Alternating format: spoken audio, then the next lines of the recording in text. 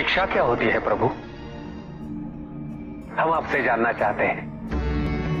मनुष्य की अंतर्निहित पूर्णता को उजागर करना ही शिक्षा है। समस्त ज्ञान, चाहे वो लौकिक हो या आध्यात्मिक, मनुष्य के साथ ही रहता है, परंतु अज्ञानता के आवरण के कारण वो स्पष्ट नहीं होता। शिक्षा केवल उस आवरण को हटाने का कार्य करती है। अब प्रश्न ये उठता है कि वो आवरण हटता कैसे? कैसे महादेव? चकमक पत्थर के अंदर छिपी अग्नि तभी प्रकट होती है जब कोई उस पत्थर में घर्षण उत्पन्न करता है। वैसे ही व्यक्ति में घर्षण उत्पन्न करने वाला गुरु होता है, जो अज्ञानता दूर कर मनुष्य को स्वयं से मिलाने का प्रयास करता है।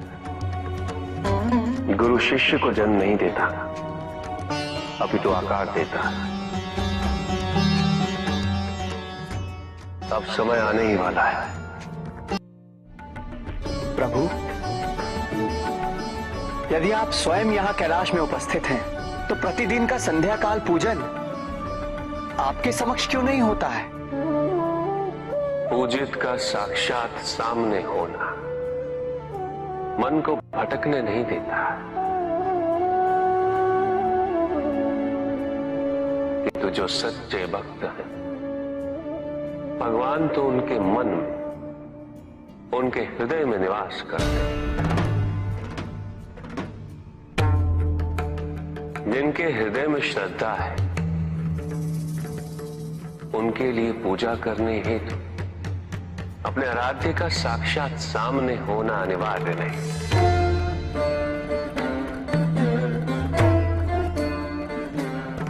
वो तो अपने मन के नेत्रों से प्रतिपल उनके दर्शन पा रहे हैं।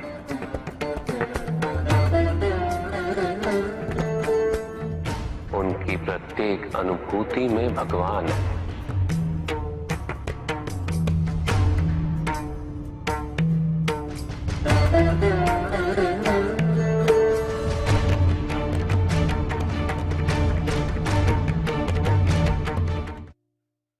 एक असुर था, एग्रिव।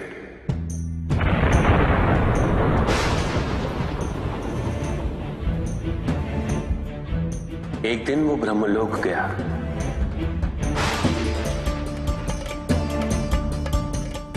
और बड़ी ही चालाकी से उसने ब्रह्मदेव से चारों वेद प्राप्त कर ली।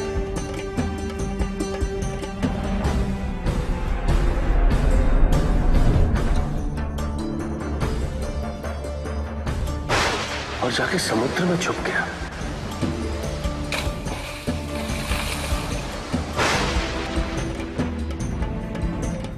क्योंकि सारा ज्ञान वेदों में निहित है,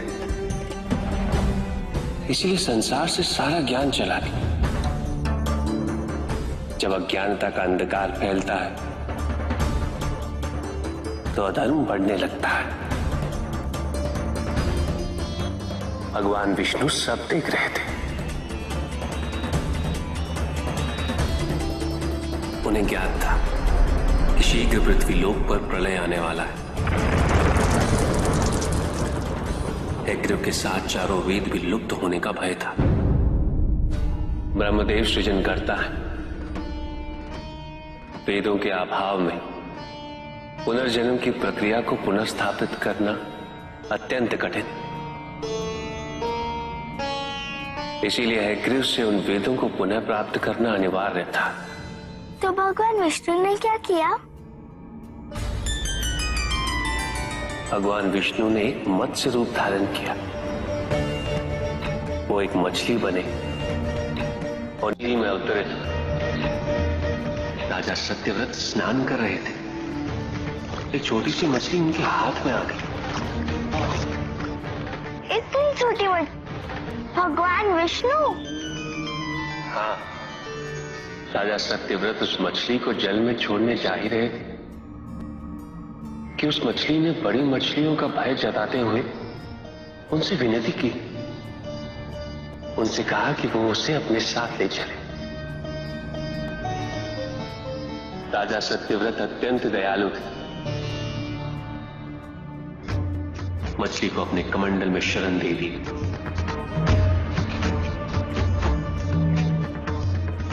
और अपने महल में ले गए।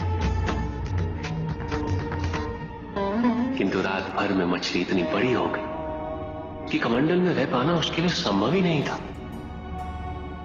और उसका बड़ा आकार देखने के पश्चात राजा सत्यव्रत ने उसे कमंडल में से निकालकर एक मटकी में डाल दिया। मटकी में डालने के पश्चात उसका आकार पुनः बड़ा हो गया। तो राजा सत्यव्रत ने उसे मटकी में से निकालकर एक सरोवर में रख दिया।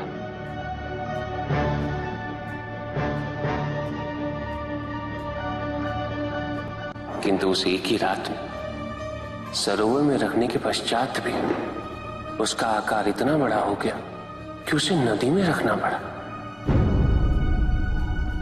किंतु नदी में रखने के पश्चात भी उसका आकार पुनः बड़ा हो और इतना बड़ा हो गया कि यदि उसे महासागर में नहीं रखा जाता तो उसकी मृत्यु निश्चित थी। राजा सत्यव्रत उसे महासागर की ओर ले गए।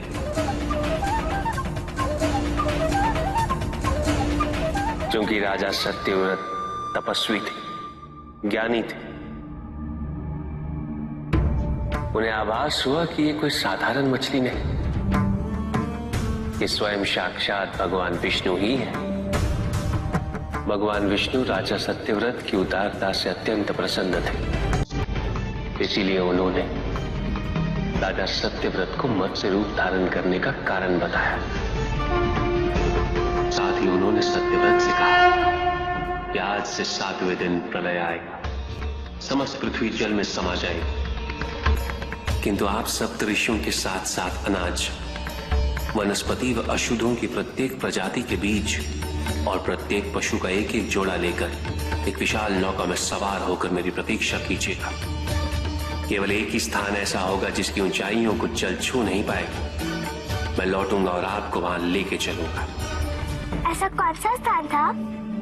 हिमालय पर्वत, अर्थात तुम्हारी माता के पिता हिमावत। फिर क्या हुआ? ऐसा कह के भगवान विष्णु समुद्र में चले गए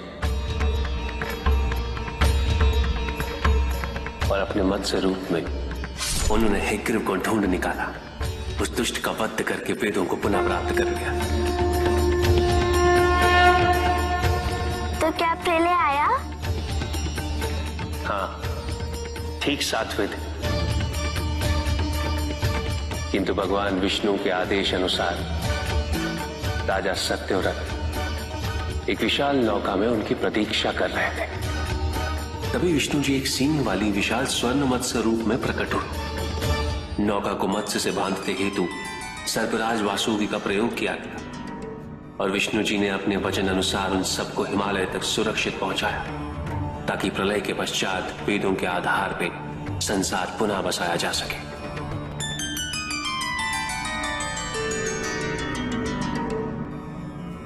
राजा सत्यव्रत मनु कहलाए।